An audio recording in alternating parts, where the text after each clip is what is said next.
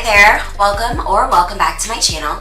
My name is Regina, and in today's video I'm going to show you guys my garden journal where I keep track of my harvest, when I fertilize, all of that good stuff, so that I know what I'm growing, know how much I'm growing, and have tracking so that I can use that over the years. Yes, for years to come.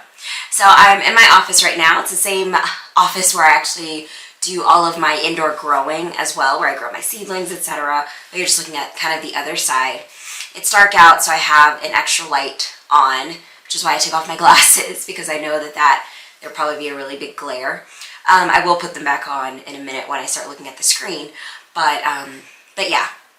So my garden journal, I actually keep it in a Google Sheet. It just works really well for me, so I keep it digital. So I can track it, save it, etc. But I want to show it to you guys, and if something that'll be helpful to you, I can, save a copy and share that as read only, and then you guys can take it and save as if it's something that you want to replicate for yourself once you see it. But I figured I'd give you guys a look at what I'm using. I used the same thing last year. I've changed it a little bit this year, and sorry y'all, I have a cold. And I'm trying to do a better job of just keeping up with it and really tracking, like taking notes and writing those in there, and tracking fertilizer, things like that, a lot better than I did last year. But either way it goes, I'm going to show you the process, how I do the formulas, things like that.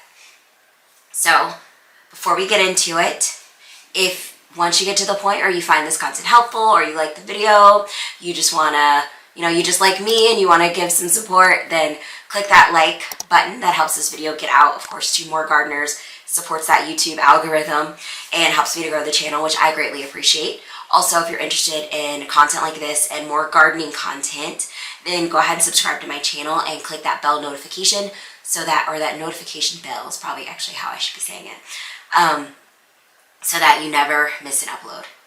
So now I'll leave this camera on, because I might intersplice footage of me when I look up and talk to it, but I'll be recording the screen and I'll show you guys that. So let's get into it. Sorry.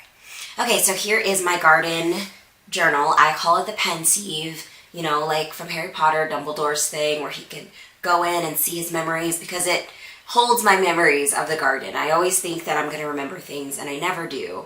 And you probably don't either. You're not going to remember all the details and everything. We have our perceptions of what happened during the gardening season, but it's hard to really know what's exactly true if we don't write it down.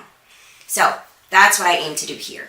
So what you're looking at is my little cover page, the overview. And so far all this does is just brings in one place kind of the totals. I can see the total amount of food I've harvested so far this year. So here I can see that I have 1,739.89 ounces and about 108.74 pounds of food from the garden so far, which, not bad.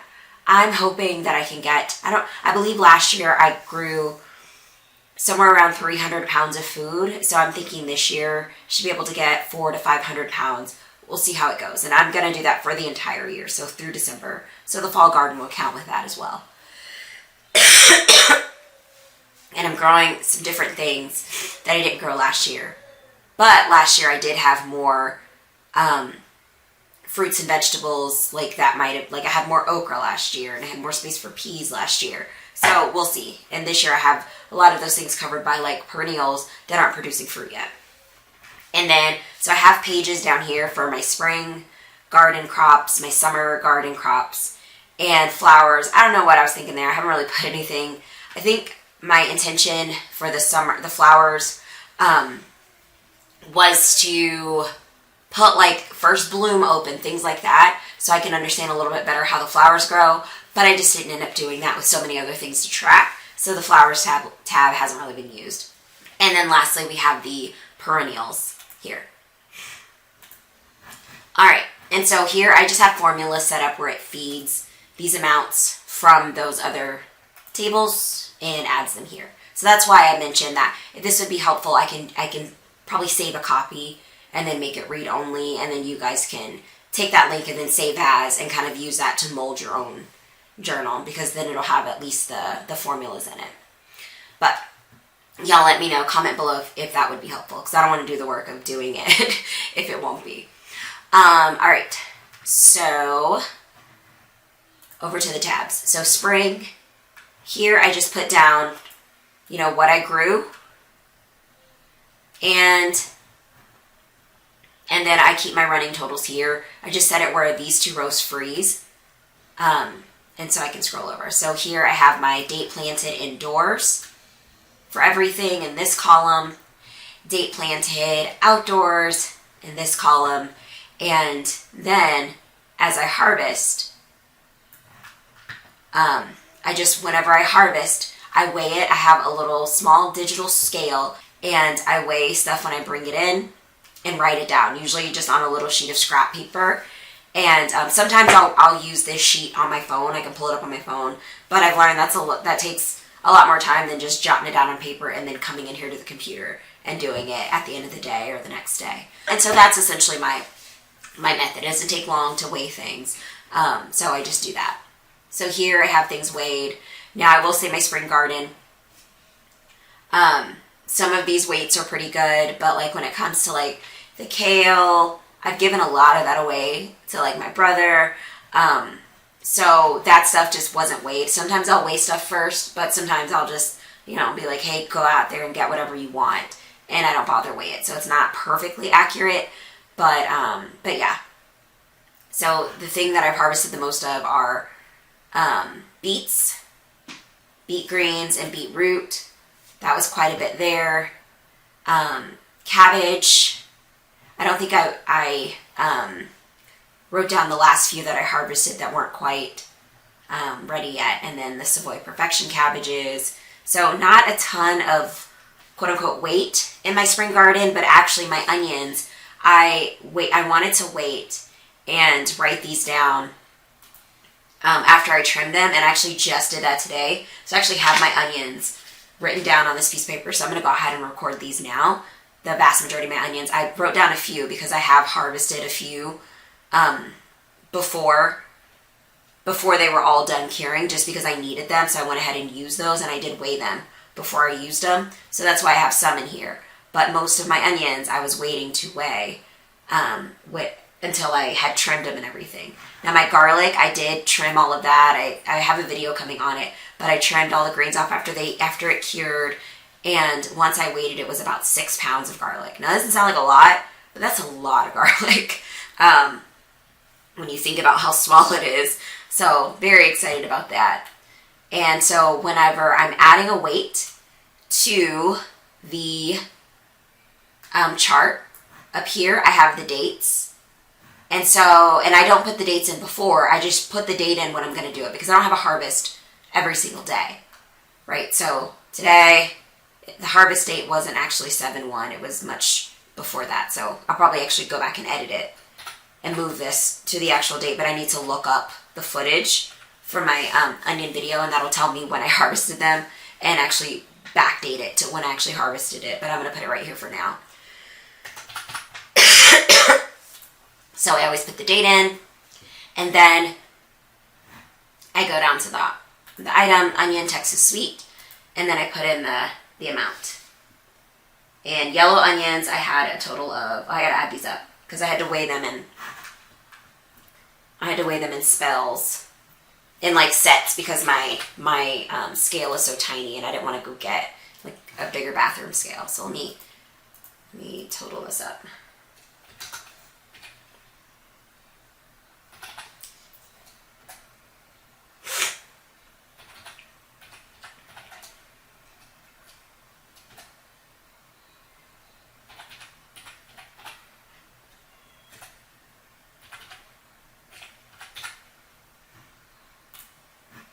Alright, so 288.55 for the yellow onions. Is that right? Yeah. So 288.55 for the yellow onions. Wow. Look at that. And then for the red onions, it was 111.25 ounces. And these are ounces. I have this spreadsheet in ounces because most of what I harvest, aside from very large items, isn't like a pound at a time. It's usually in ounces. And so I have my scale set to weigh ounces as well. And so I put the ounces here, and I actually have formula set here. So this column has a formula set where it, you can see the formula right here, where it adds up everything from H, column H, on over. I think right now it's over to V, but I'll extend the formula if I have to extend further than the V row, which, yeah. So, but that's how I have the formula set up. And then here I have it set to do pounds. So it's just this divided by 16. So I can actually see the pounds as well. So it looks like I grew 20 pounds of yellow onions and 7.5 pounds of red onions once all the greens and stuff were trimmed. And it doesn't sound like a lot, but that's a lot of friggin' onions. I am pretty sure they will last me and my family for the year. As far as our fresh and frozen onion, or the onions that I use for cooking and fresh usage. So, very excited about that. And then down here, I just have a place where I have the totals. The total ounces and the total pounds, and I just did little formulas, Excel formulas here. So far from the spring things, I counted the onion as spring. 62 pounds. I'll probably leave like the kale that I've already, that I planted in spring. I think I'll leave that in this spreadsheet, and then anything new that I plant for fall, I'll put in a fall tab. But even if I harvest the kale in fall, I'll probably leave it in here, in this spring column, this spring spreadsheet. All right, so now on to my summer. So summer looks a lot like spring. It's just bigger because there's way more stuff growing. I just put everything in alphabetical order, name of the item, and then comma, kind of like more specifics, if that makes sense, kind of like the last name, first name type thing. And then for the herbs, so they would all be grouped together, I just put the letter H in front of them so they can be grouped together alphabetically, and then alphabetize them so that herbs wouldn't be just all over the place. But yeah, so I have all the items here alphabetized just to make it a little easier on me. But otherwise the setup is the same, except that on the summer spreadsheet at the bottom of each day, I put a total as well. Just because I'm harvesting so much in the summer, I kind of like to see, okay, how much did I harvest that particular day? And so I just added little formulas there to total up that column so I can see everything I harvested. And other things happening here. So I can see my total produced ounces, total pounds. So here I have the number of plants listed. Some of these I need to go ahead and update because they were the number of plants that I was planning to plant. And sometimes things change when I plant them out in the garden. Like my corn, I did not grow 48 ears of corn. But yeah, so that way I can kind of see the amount produced per plant. So I get a little bit better idea of what is producing well and what isn't. So that if I have, like twice as many Okinawa pink okra than Go Big okra, and I see I have so much more Okinawa pink okra, I know that's because, part of that is because I have more plants, if that makes sense. That way when I'm evaluating variety and production, I have like an apples to apples comparison. Now some things aren't going to be perfect because, for instance, like the okra, the Clemson spineless, the Go Big, and the jambalaya. The jambalaya and the Go Big okra looks the same to me. And so I have not done a very good job of, I have them labeled in the garden, but when I harvest, I don't really keep them separate because it's just more work that I'm interested in doing. And I can kind of see that the okra is producing well, all of it. Essentially all of them are. So I'm not too worried about that so in here, the numbers, it could be either or. I could have them, like all of it's getting weighed, so it's all going to be in the total, but it might be under Clemson or Go Big when it was actually jambalaya okra. Same thing with the bowling red and the burgundy, they look the same. So when I get them in the house, I can't really tell. So those numbers are going to be kind of combined, more or less. The total will be correct when I look at total produce, but they may not quite be in the same column, in the right column. And I'm having that same challenge with my Isis candy and honeycomb hybrid tomatoes because they look really similar as well. And so I'm sure I've mixed some of them up and weighed them as one when they were really the other. But I'm okay with that because I can see that those tomatoes are producing. And so I'm not going to have that big of a difficult decision determining whether or not to grow them again. But yeah, so I can see what everything is producing. I have my date planted indoors, date first sprouted. I did this a little bit and then I stopped. Date planted outdoors. And then green is like for fertilizer. So I just colored the cell green if I fertilize that plant that day. Like for instance on May 22nd, like I fertilize everything at planting and I know that, so I leave that alone. But on May 22nd, I fertilized, looks like my tomatoes and also my squash. And that's because the squash had recently been planted, so I gave it its first dose of fertilizer. But I also fertilized my tomatoes that day. And then I can see here on June 6th, I fertilized the tomatillos in the containers as well, and also the ground cherries in containers. So I can kind of remember when I did those things. And then otherwise, I just come in here whenever I have a harvest and I record it. So for instance, I have a harvest sitting next to me that I wrote down yesterday on a piece of paper. And I literally just jotted down on a piece of paper, my ugly handwriting. And I need to record this one as well. But yeah. And so that's pretty much it. I have I have a sheet for my perennials as well. I have the dates where I planted these. So this will be really nice. I believe this sheet I might copy and paste like into next year's Pensieve. And so I have this data available, like when I actually planted it, my spring fertilizer application.